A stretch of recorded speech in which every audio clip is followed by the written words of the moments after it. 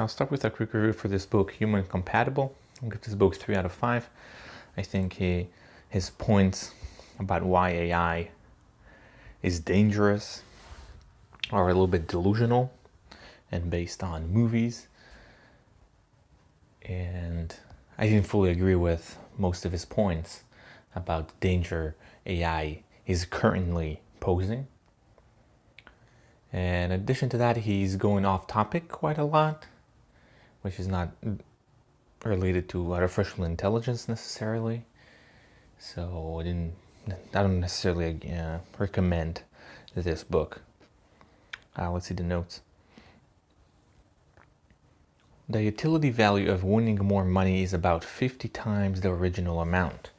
If people want to bet and win more than what they already won or what they already have, they would want to have 50 times more the original amount in order to take risk. In quantum computing, all options are on simultaneously.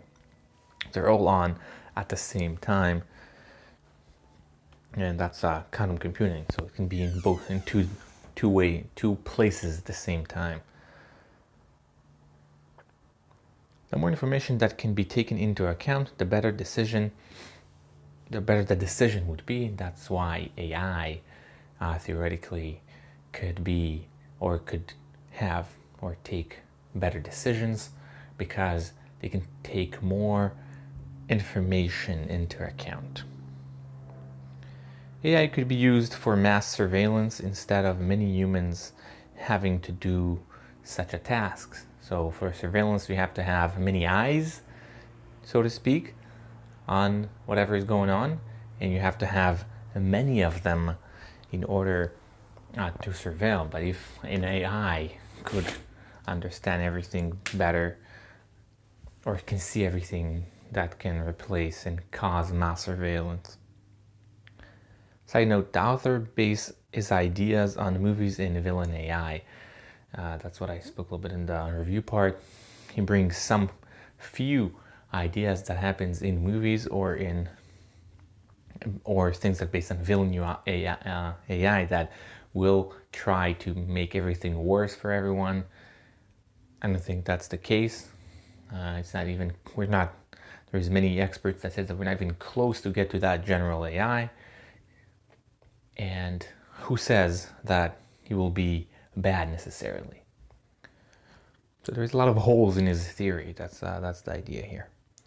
According to the author, machines would not let us turn themselves off. He has a whole theory of why it won't happen, but he still finds it hard to believe that it would be so hard to turn them off with whatever way it's possible, with other AIs or with actually bombing. There's a lot of options, which I don't think he took into account. Side note, the book feels somewhat unrealistic. It's contemplating things that might not even happen. He's got way deep into some theories of why it could be bad. It could be. I'm not saying that it could not be, but there is many things that could be, and you're not thinking about them. And depends what the solution is. It does not necessarily have a solution for that. So I don't see a reason for being so alarmed. Which tree to explore is the fundamental question of AI. AlphaGo seems to explore all available options. So if you only explore a few options and you are successful, obviously it's much faster. You will be much faster, and your decisions will be better. So far, AlphaGo is the game Go, and what the system does, what the AI does, is just explore all the options, and this is not economic. This is not efficient.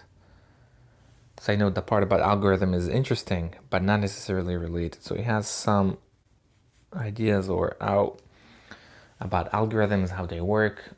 I'm not sure how it's related, and there's many things in the book that are not directly related to his idea about human compatibility.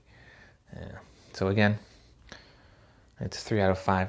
I don't recommend unless you're alarmed too and you want to have some confirmation to your ideas that if you also learned by all this AI thing. I think it's way early. Maybe bring this back in 5 or 10 years when it's a little more imminent. And that's it. Thank you.